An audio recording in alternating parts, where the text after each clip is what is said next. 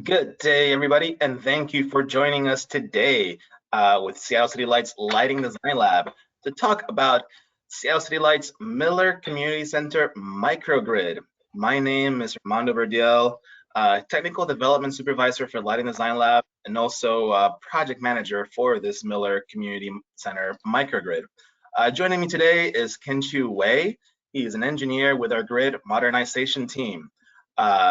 Together, we're going to talk about the story, the technicalities of microgrids, and we're going to have a great time. Moving on. There we go.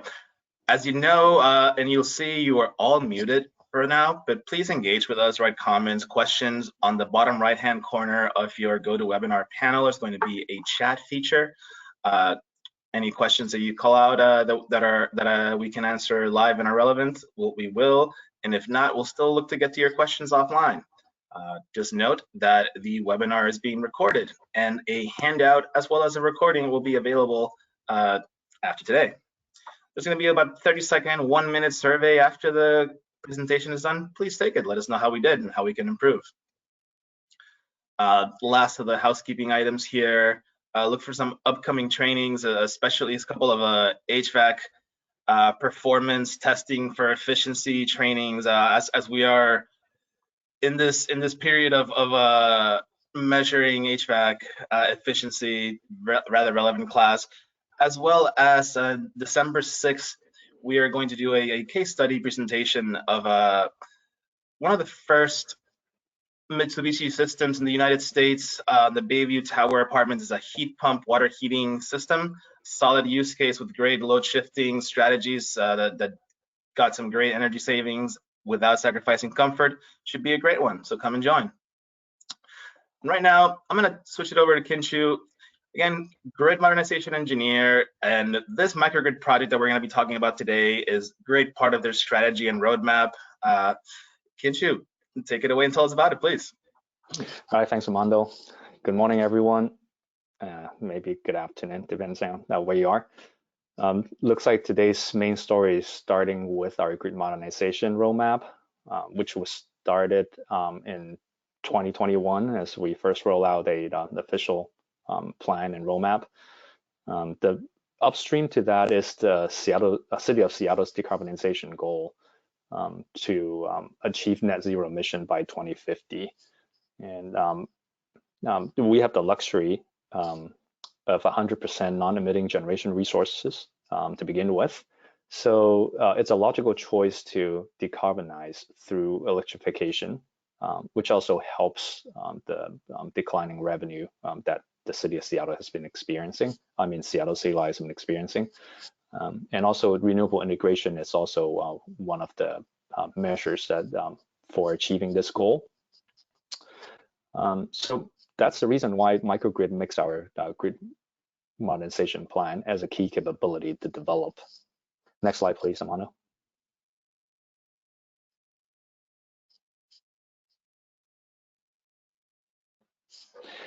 All right, thanks. So within the grid modernization plan, there are other capabilities that we need to develop besides the microgrid. There's also the flexibility in operations, resilience, and equity planning. Together, all these different drivers contribute to the decision of building a microgrid at the Miller Community Center, which acts as an emergency shelter during resilience events. Within that microgrid, we have renewable components. We have a battery component that is able to back up the system when the main grid is down.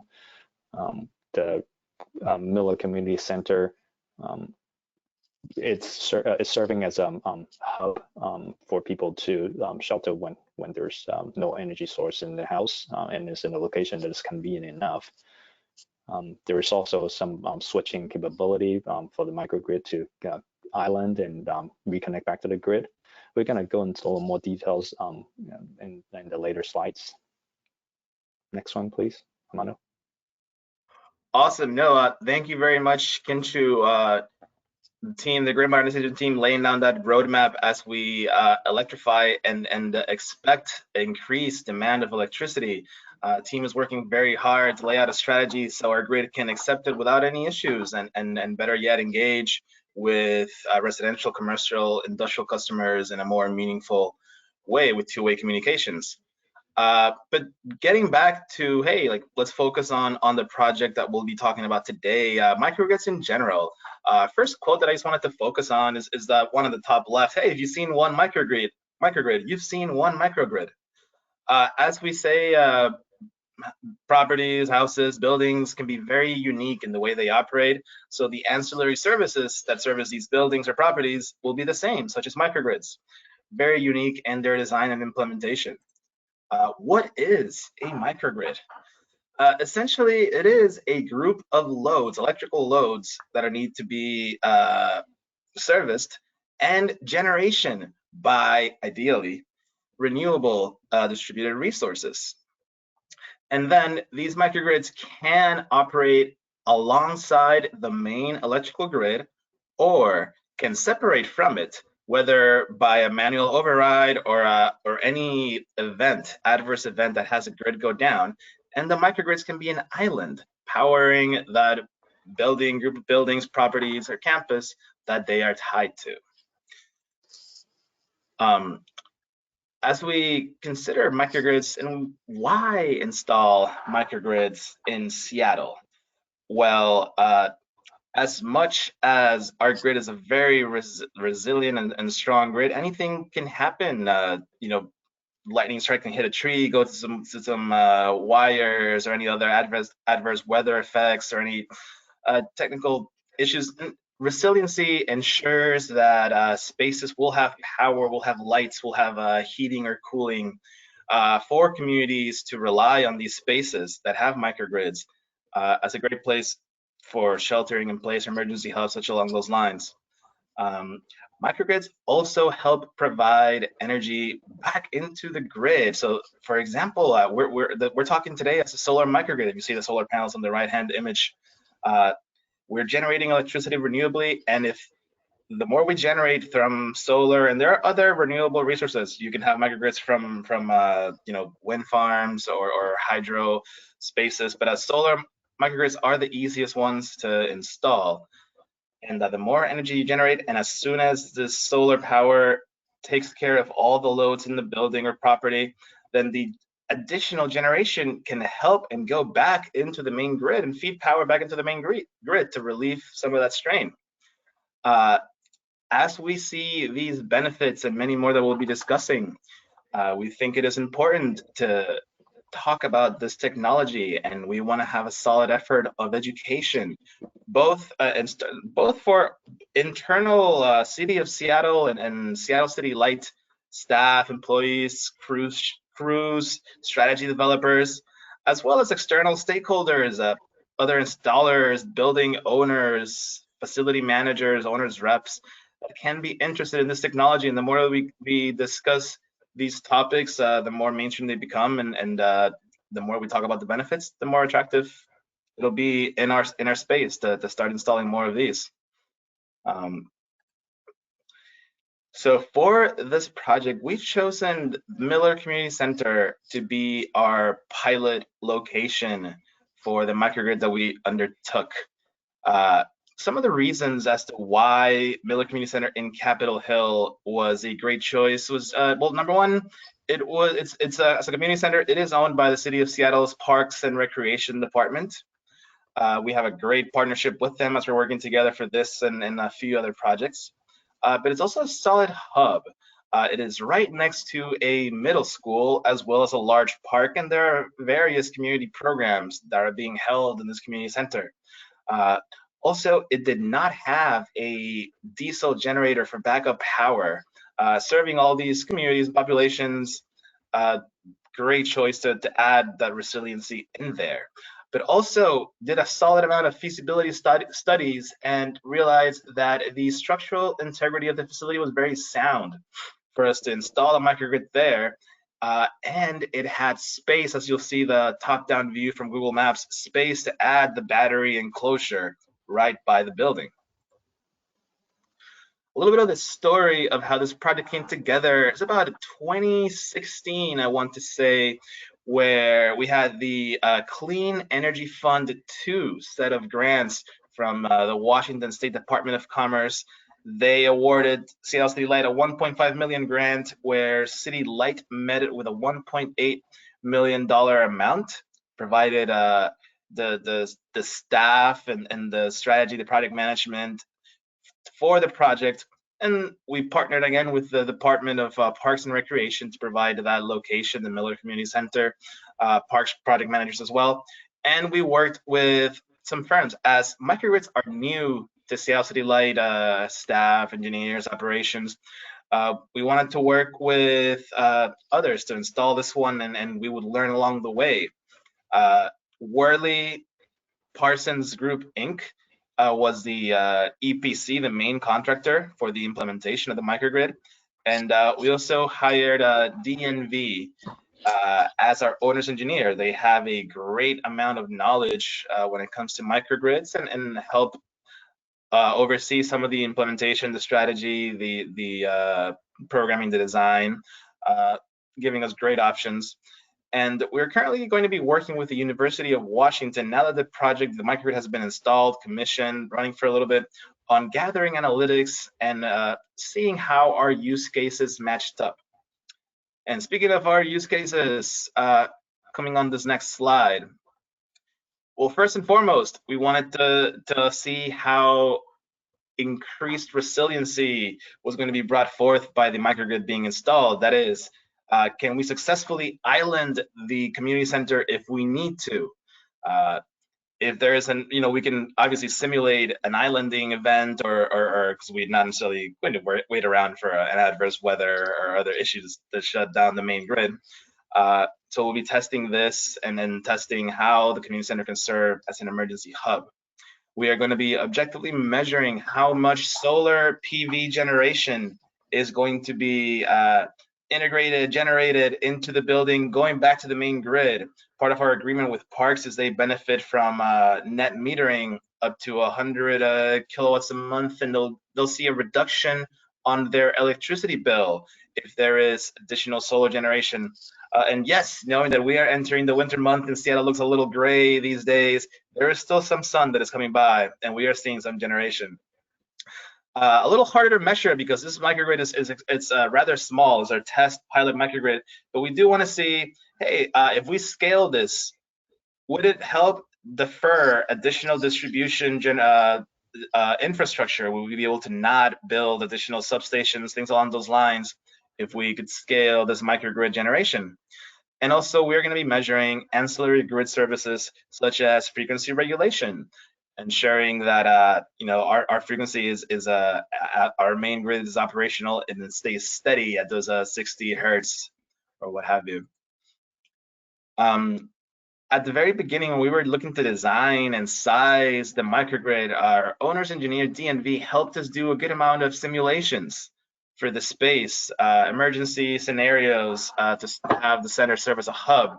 And as you see, hey, we had 200 simulations going on with various numbers of occupants, and we measured for various times of how long an outage was going to last, from 16 to 48 hours.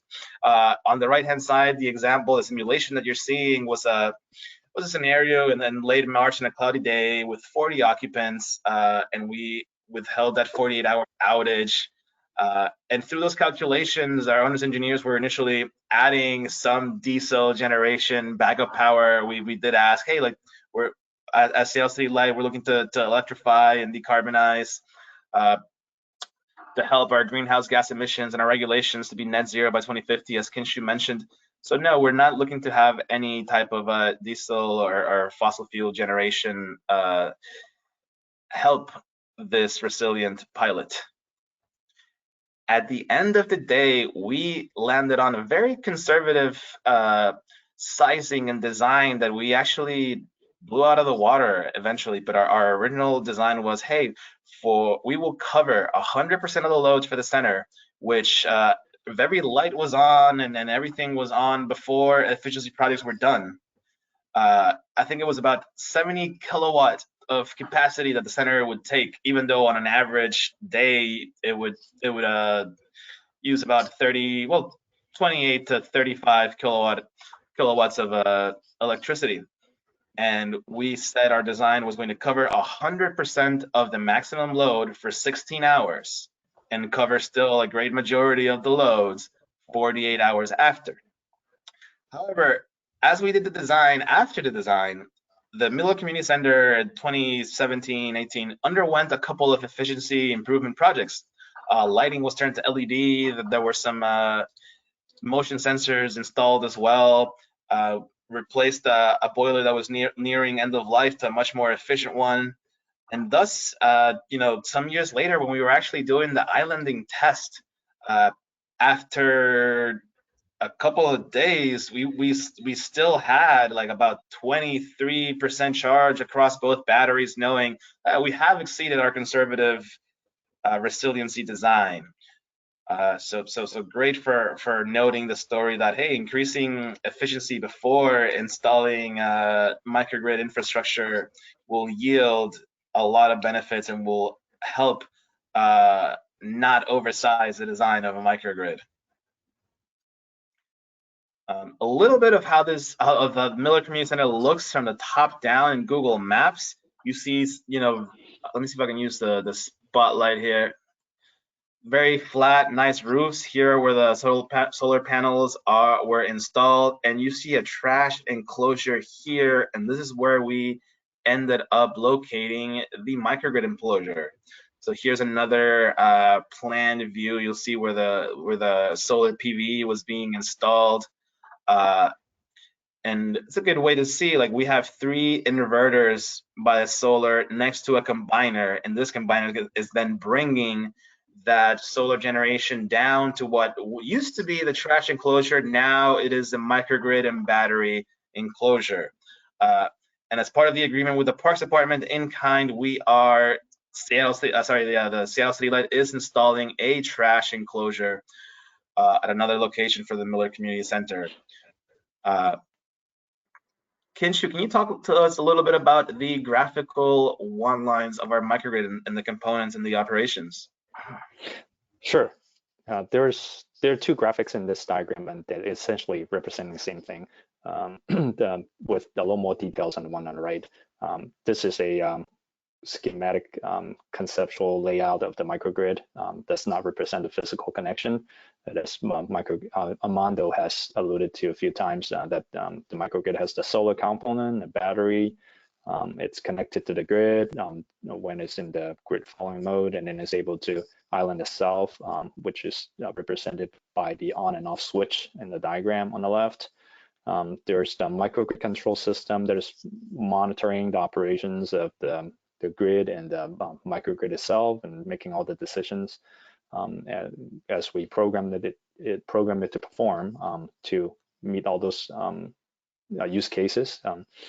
And then on the right-hand side has a little bit more details about the rating of the components. We got about 50 kilowatt of solar and 100 kilowatt per battery times 2. So we got 200 of them, 200 kilowatt, 800 kilowatt hours in total in energy capacity. And these 2 components I tie to the same distribution panel that is serving the community center loads. And the microgrid controller sits in the middle, not electrically connected, but now it's watching over everything and controls how the power is gonna flow between the grid and the microgrid. Next slide.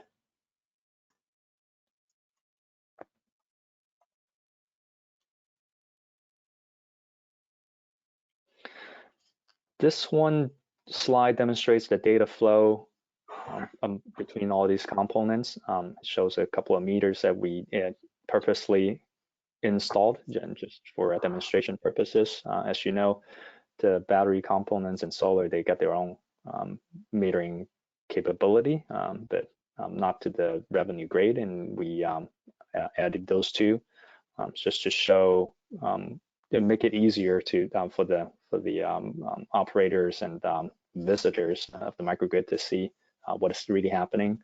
And the microgrid controller that we chose is the Trimark brand. And we are also getting data from the main breaker relay, which is a Schweitzer 351. And there's the microgrid UPS also feeding data into the controller. All that is communicated through a private network back to our operations center and our vendor who's monitoring the operations of the microgrid. All right, back to you, Armando. Thanks a lot, Kincheiu. We do have a question here that I'll address. Someone's asking, is the community center's boiler electric, or is it a backup to a heat pump system? Great ears and great way to call it out. It is not an electric boiler. So noting and gets me excited noting that this space has a room for additional improvements and additional installations and integrations. It is a pilot site for us. We are going to be leveraging this microgrid installation for education. And sure, now we're doing a webinar, but in short order, we're thinking, how can we do in-person or hands-on trainings or seeing. And as part of this, and as part of leveraging this pilot site for education, we are going to be including additional projects to this site, not just hey, electrify as much as we can, but other data and network pilots that can help inform our grid modernization strategy for scale at a later date. So not the prettiest slide.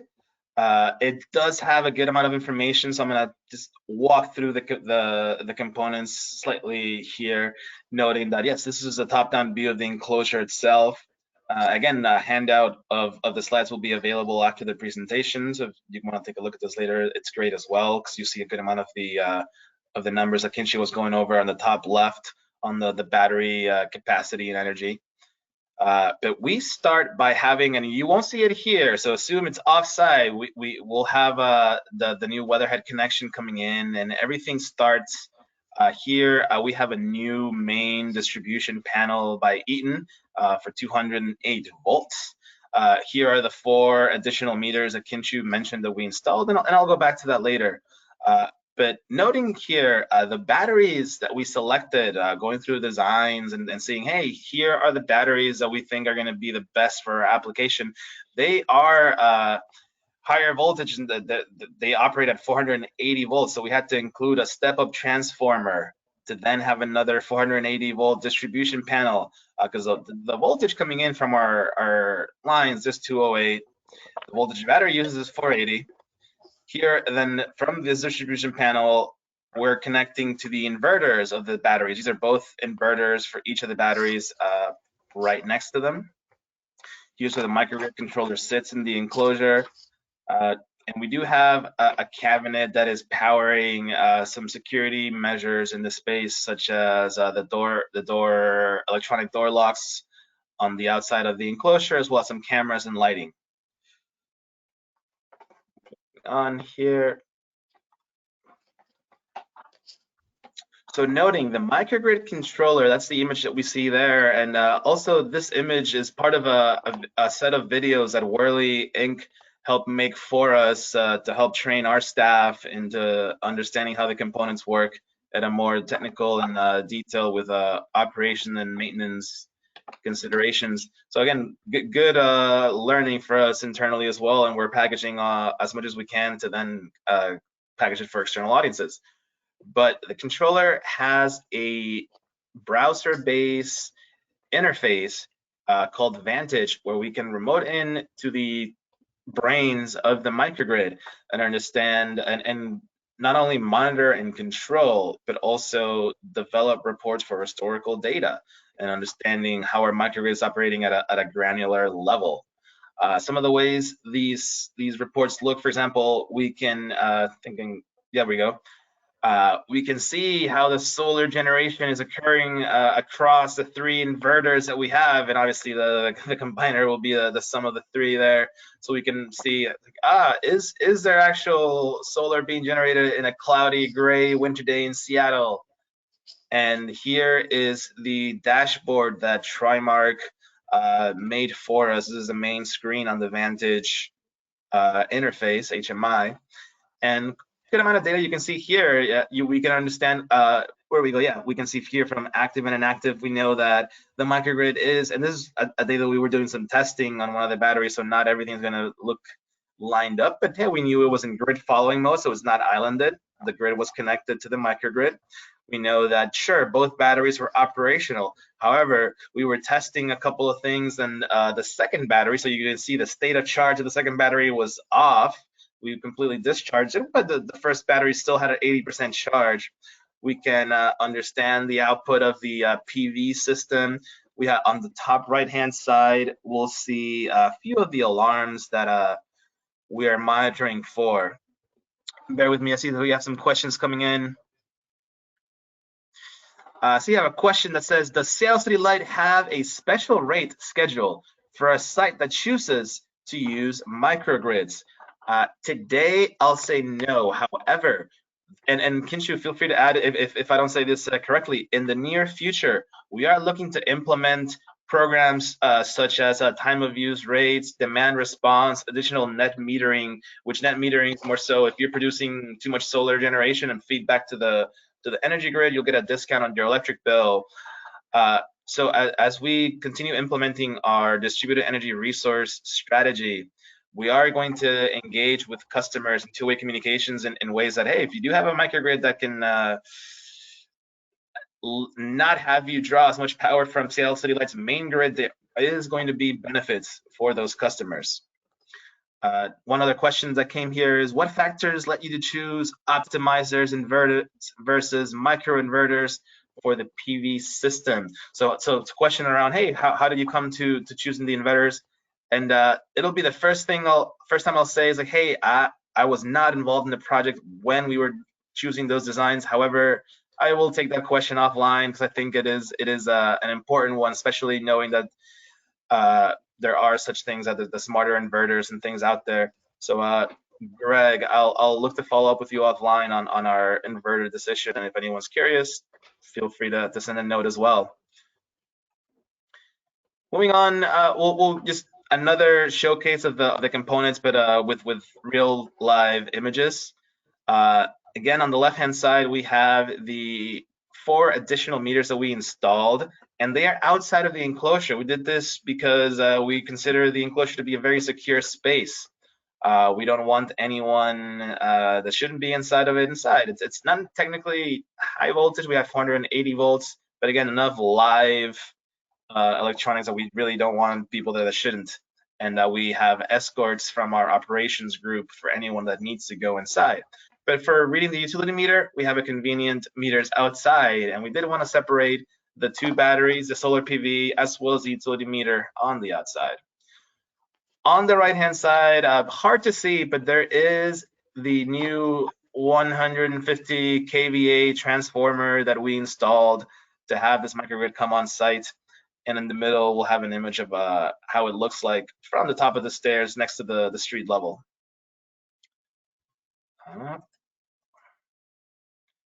Some of the additional components, and this is more so the main or the new 208 volt main distribution panel on the enclosure. You'll see on the top there some close-ups of the SEL 351 relay that was installed.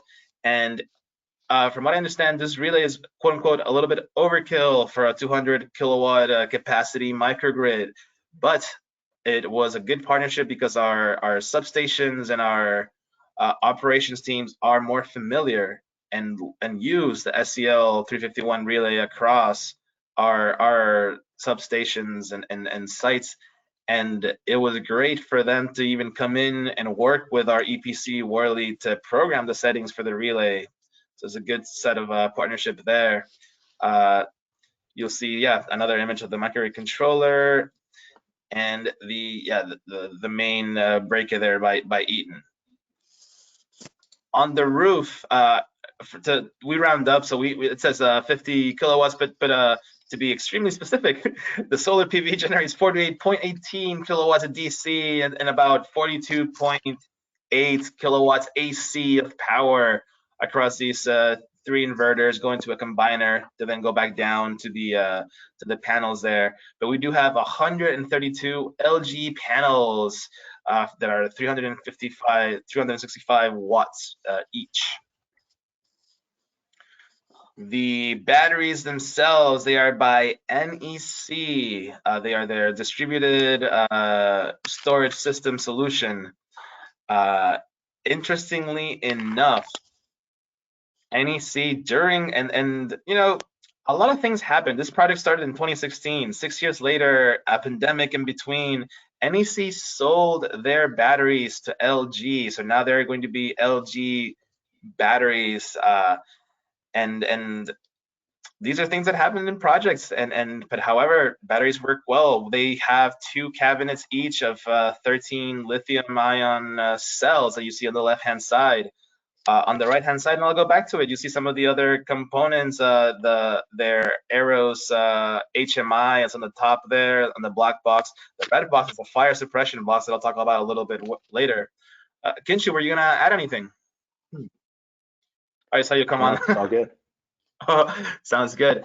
Well, good time. I'll take the time to say I see another question come in that says, is the rooftop solar fully ballasted or mechanically attached? Great question, Jacob. The rooftop solar is ballasted. It is not mechanically attached, and it was a great thing as well. I was going to mention this later, but at some point early in the year, the Miller Community Center had to undergo a roof membrane replacement project. So we had to decommission the solar. Our solar contractor, Puget Sound Solar, was able to do this without having to, since it was a ballasted system, it was an easier application, and we moved the solar panels to the different roofs that were not being worked on.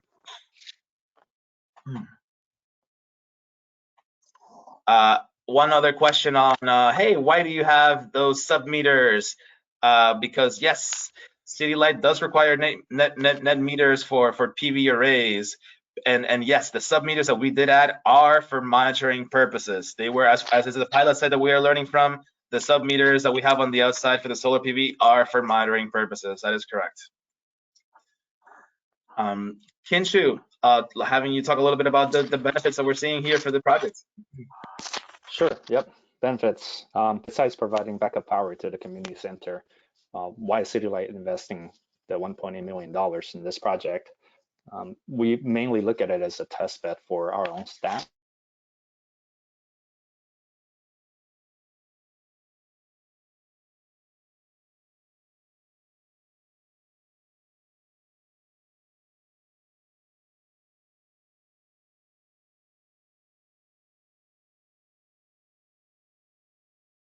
Not sure if Kincheiu froze. Thinking we're good here, but I'll move us on. Hopefully it's not me that has locked out. If anyone can throw in a question in the chat. Oh, there we go. Thank you for confirming. Thinking, yeah, Kincheiu may have some technical issues. If he comes back, we'll keep it going. For now, see if I can stop his camera. Doesn't even let me do that. Well, I'll keep it going. Beyond obviously the benefits and use cases that we noted, we are considering a couple of questions here. Number one is, can we take on the operations and maintenance in-house? So we're going to work with our EPC for 2 years on an operations and maintenance contract, where the fun part is going to be internal workforce development. They're going to be teaching our staff and crews how to take care of the components, the O&M for the different components. And eventually, we do want to consider, in a possible future, will Seattle City Light be able to design and build our own microgrids, or are we always going to rely on vendors to do it? So part of our pilot is understanding if we can build this infrastructure ourselves. Thus the importance of the education and workforce development efforts around this project. Also, obviously, developing a good amount of processes and standards for our operations. What are going to be our emergency responses, fire response plans? What are going to be our battery safety plans? And noting, obviously, that microgrid implementations are going to be key for enabling electrification.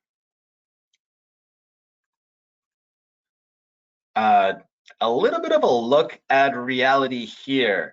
The contract for this pilot was signed in either the end of 2016 or the very beginning of 2017. And we had high hopes to have our analytics completed by the third quarter of 2021. But again, 2020 and 2021 had that terrible pandemic that, had a lot of delays occur with different contractors, subcontractors, a lot of supply chain issues. Some of the components had difficulty arriving or being stocked for us to be able to install on site. And also changeover. I myself came into the project as a project manager at the end of 2021, and having that transition also delayed a little bit. So now, hey, we are here at the end of 2022, and yes, the microgrid is installed, commissioned, operating, but we have not yet completed our analytics for it, and we're currently gathering data for the analytics that the University of Washington is going to be writing the report on. However, through it all, some awesome images of construction progress for you guys. At the very beginning, outside of the community center, we had that trash enclosure that was there. Here, I'm just gonna go scrolling through a couple of images of how the progress looked like from an awesome crews that came in. And yeah, the putting in the new conduit that was gonna go underground. Eventually, we put a concrete slab on top of all the conduit here for the different components. So here's more images of progress here. Here's where some of the cornerstone was being built. See some sounds. It may be Kincheiu's sound. See if I can mute him. One moment. There we go. Here's how the roof was looking with the original ballasting there, where we had our batteries first come in. How it almost looked complete, and pretty much how it looks like now. Couple of other notes here. The batteries themselves, and also I'll give a little bit of a backstory. I forget where. I forget if it was at the end of or in 2021 or this year, 2022.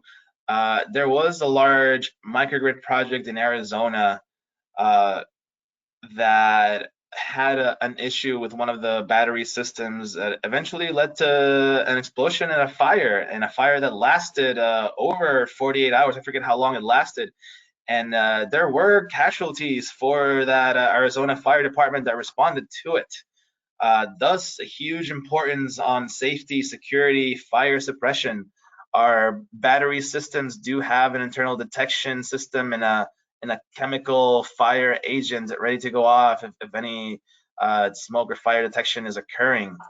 On the left-hand side there, you'll see that our cameras in the equipment and both the batteries, all inverters, panel cameras are tied to. We only have one type of alarm on the site.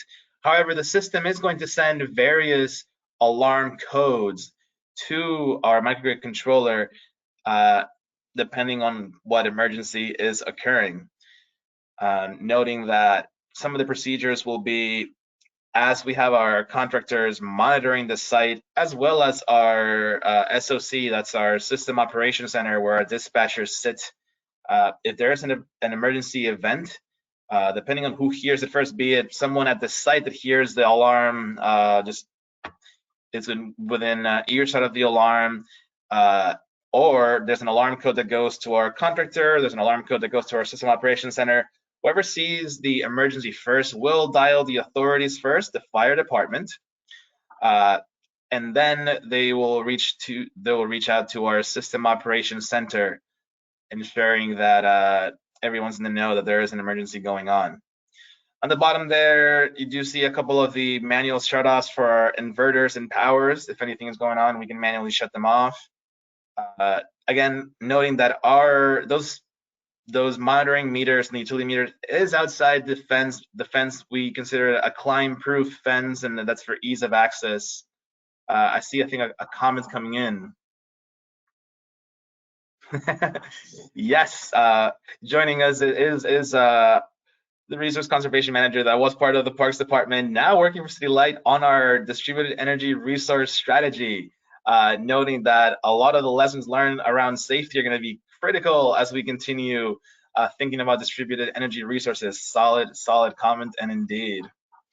A last note on this is for the Seattle Fire Department, and actually not just Seattle, for the state of Washington, provided a good amount of funding for individual fire departments for education and workforce development around energy storage systems specifically. So the Seattle Fire Department has reached out and looking to develop a relationship where they understand how this microgrid works, the lithium-ion technology in the batteries, how that works, and we'll be working closely to ensure that we are prepared for any emergency and just regular operations. So trying to move the slide ahead. So what is happening now? Yes, the physical asset has been installed and commissioned. We are undergoing that trash enclosure relocation project, and I have the distinct pleasure of also overseeing it. We are going to be using another vendor for Seattle City Light to install the new trash enclosure. Yes, I mentioned that Parks replaced their roof membrane, so we had to decommission and recommission the solar panels, the delaying us gathering some analytics. So now that we are gathering those, then we're going to be working with the University of Washington to develop that objective report noting, hey, did your use cases of resiliency, integrating renewable energy distribution, deferral, and frequency regulation, how are they going to be objectively measured? And we're going to write a report on this, including a good amount of budget expectations versus reality, timeline expectations, reality, lessons learned. It's going to be a great one. On the other hand, and I think I mentioned this before, we're going to be working with our contractor to perform the operation and maintenance services for us for 2 years, as well as train us in the various components. On the top right here, you'll see we are making a decision table on like, hey, for the main component, the battery, and the subcomponents, who is going to be owning this and who's going to be receiving training. So a good amount of education planning going on, and then we do have the plans on packaging for external audiences as well. Last few slides that we have here. Seattle City Light is doubling down. We understand solar and storage projects are going to be key for enabling electrification and managing a lot of that increased energy demand or electricity demand that we are expecting to see. Noting that the Microgrid project was part of the Clean Energy Fund 2 grant, we have now 4 awarded projects from the Department of Commerce for the CEF4 grant cycle. And in a lot of these sites, you know, Seattle Center, King County Metro, Seattle Central College, Coleman Dock, and all of these sites, there will be some we can definitely call microgrid projects, but in all 4, there will be some level of solar and storage component to the pilots that we're going to be doing. And these are going to be larger. Our microgrid here is 800 kilowatt hours of energy. These are going to be slightly larger implementations. So again, this microgrid pilot is going to inform these other larger grant projects. And we're currently in the, we've passed the negotiation stage and we're about to sign contractors for these. We also received a grant from the Department of Energy called the Connected Communities Grant, and a project called Desired, where we are going to connect 5 multifamily apartment complexes.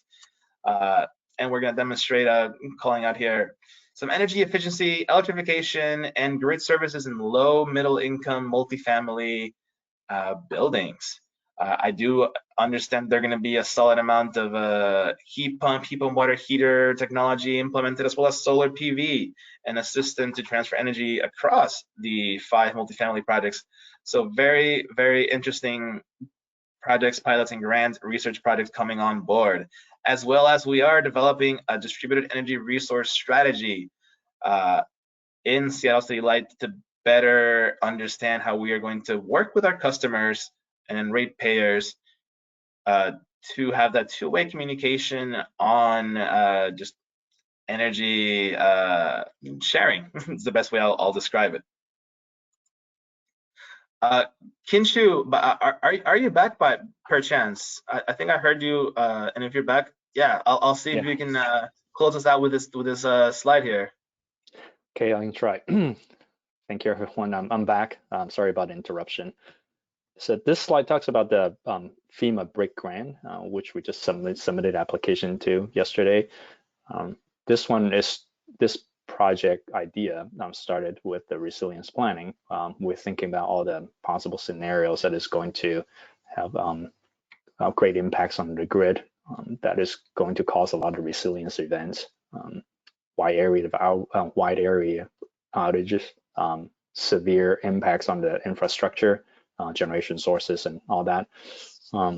So we're thinking leveraging the existing substation infrastructure that was previously used for the 4 kV system, but now it's idling to as a starting point for some of the microgrid equipment locations, but looking at the entire distribution grid as a mix of microgrids. And in this project, we're proposing to dissect the distribution grid into different sections or segments, and rank its criticality based on the customer base, the number of customers, the classification of the type of loads, the need for resilience, equity. All these different factors are going to come into play, and we rank these segments and choose one particular site for design purposes. But the overall concept is to really look at the distribution grid as an aggregation of microgrids, so that in severe events caused by natural disasters, we're able to break up the grid, allows some independent operations for the segments that are less impacted, and help restore the overall system as the crews work through the system during such events. And this is pretty much the idea of it. The first round of it is just the feasibility study, and we're hoping that there will be more grants supporting it after that for the deployment of the site, and also expanding the technology application throughout the grid. Back to you, Armando. Thank you very much, Kincheiu, and everyone for hearing our story.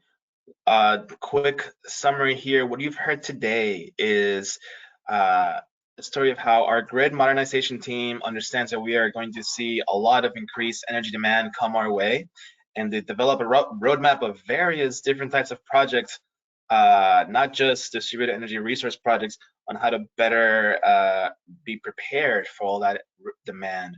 You've heard the story of the microgrid pilot, how it started in 2016 as a grant with the Department of Commerce, had a expected timeline to finish Q3 of 2021, but with pandemic, supply chain issues, transferring that knowledge to new product management, hey, extended and things happen. And I do have a solid quote from the Department of Commerce saying, hey, from all the CEF2 grant microgrid projects, all of them had to extend timelines, and it's something that we had to like learn along the way, and because for a lot of the utilities and sites that implemented them, it was the first time working with this technology. So now that we have plans, you see that we do have plans on having a lot more storage and PV projects going on. It was great that we learned on a small system that's going to allow us to understand, like, hey, this happened here. How do we mitigate the risk on these future endeavors? And lastly, like as Kincheiu mentioned, we are applying for that federal grant that's going to have us do feasibility assessments on locations where we can build additional microgrids. So hey, like it's only going to get bigger, better, and we're going to learn more from it. Have a few minutes here. Encourage anyone to ask any questions, whether it be about the story of this microgrid pilot, about any of the distributed energy resource thoughts that we are currently thinking about. So I'm going to have a solid awkward minute here, encouraging anyone to have any questions, to write them on in the chat at the bottom right of your GoToWebinar panel. All right, I'm gonna say going once, going twice. Kincheiu, that means we did an amazing job. Perry, mentioning, you have a question here.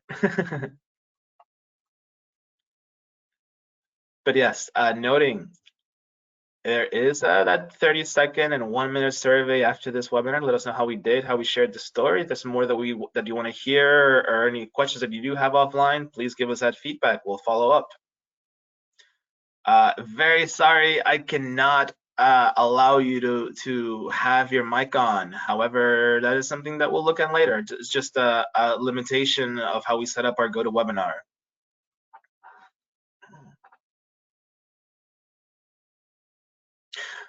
We do have a great question. Are we considering equity issues for future site locations? So that is a very good question, and I'm going to go back to this slide. If you see on the right-hand side, you see this image with the white to the pinks to the reds, and those are what they call SVI score, or social vulnerability score, where 0 is the lowest and 1 is the highest, and 1 noting people in those locations that are the reddest or closer to the 1.0 mark are more risk prone, more so low middle income communities or communities experiencing other sorts of issues, as well as that may be at more risk for other weather events, not just economic issues. So yes, very huge component of what we're thinking about of where we can better serve our communities. If you see the green squares on that image are where we're considering our next locations. But again, part of this grant is going to be how to narrow down in those spaces.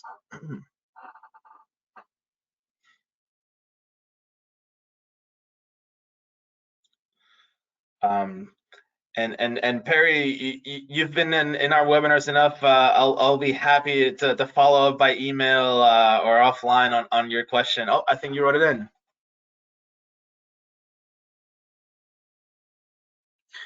All right, so question, in working through microgrid projects, has access to utility electricity data been an area of need? Did end use customers want more access?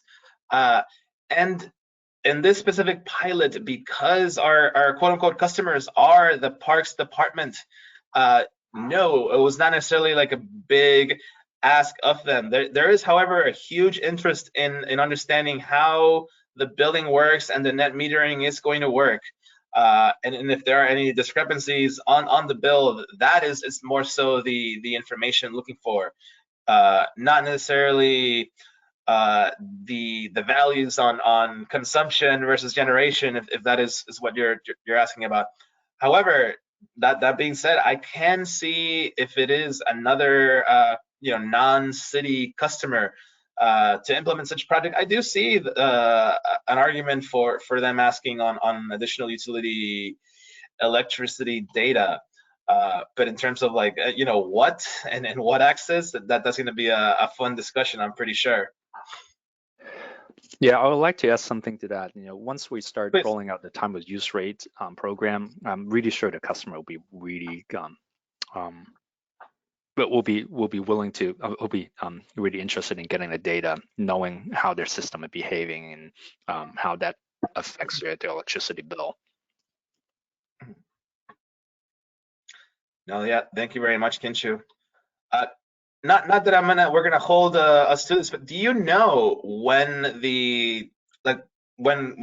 we have a timeline for time of use data programs, or we're not having any real thoughts yet on timeline? Is that a question for me? Yes. Like, in terms of no, I'm not sure. Yeah. We don't have the timelines. So I know that we are considering it, but in terms of when, that'll be the fun question for the very near future. Well, all right. I'm not seeing much coming in. I do see a lot of great works and thanks. So I appreciate you guys. Appreciate those for sticking in with us.